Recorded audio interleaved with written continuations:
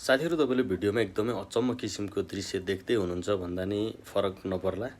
किनभने एउटा सर्पसँग चाहिँ मान्छेले यस्तो तरिकाले एक किसिमको झगडा नै भनौँ यसलाई।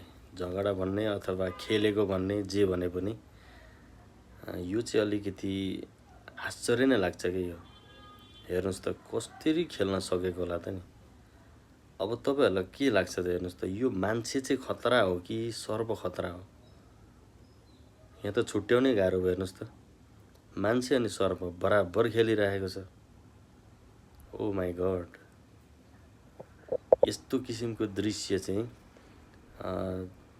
छेउबाट त देख्न पाएको छैन, भिडियोमा देखियो त्यही पनि अलिकति डर लाग्दै छ यो दृश्य हेर्नुस् त।